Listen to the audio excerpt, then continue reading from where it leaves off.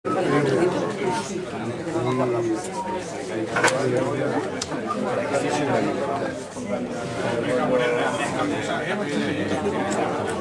el nostre objectiu prioritari és fer un casal jove. No tenim aquí a Benicarló casal jove. En 13 milions d'euros que hem rebut dels dos plans Zapateros i del Plan Camp, no se'ls ha ocorrit fer un casal al costat.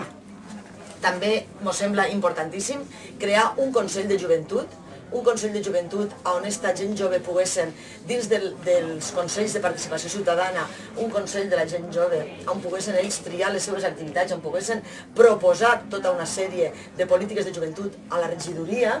Este Consell de Joventut fora de l'Ajuntament, format per tota una sèrie d'organitzacions juvenils, ja siguin esportives, ja siguin de penyes, ja siguin de falles, de la manera que sigui, i poder proposar activitats a la regidoria de joventut, o sigui, un Consell de Joventut. Això considerem que també és fonamental dins de la política de participació ciutadana. També una política educativa encaminada a la gent jove.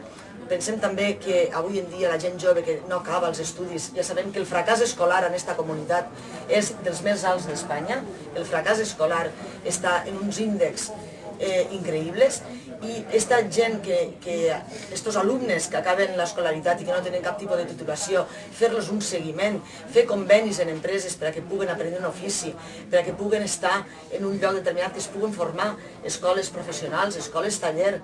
Una de les meves il·lusions seria poder fer aquí a Benicarló una escola de capacitació agrària.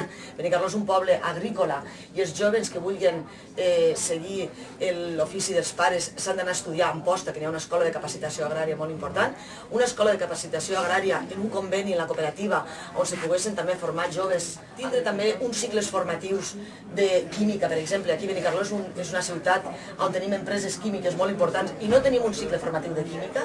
Tenim dos instituts on hi ha cicles formatius, però no tenim cap cicle formatiu de química. Seria molt important que hi haguessin aquests cicles formatius. Cicles formatius de la fusta, que hi havia un però el van llevar perquè segurament no estava ben coordinat en les empreses que tindrien que coordinar aquests cicles formatius i demanar als instituts què és el que tindrien que ensenyar o com tindrien que formar a aquests joves. I sempre des de la formació aconseguir eliminar l'atur juvenil que ara tenim en aquest espai. Per un altre costat, me pareix molt bé el que ha fet l'Ajuntament de Vinaròs en el centre del coneixement. Vaig sentir l'altre dia aquí el jove regidor que tenim que explicava perfectament això. Jo vos felicito perquè penso que és molt positiu a Benicarló.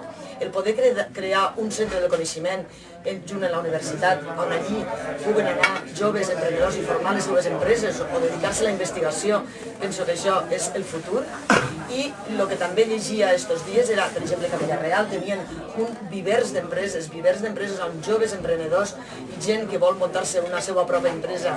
L'Ajuntament li proporciona un lloc on allí puguen compartir despeses i posar-ho en marxa, i això em pareix molt positiu.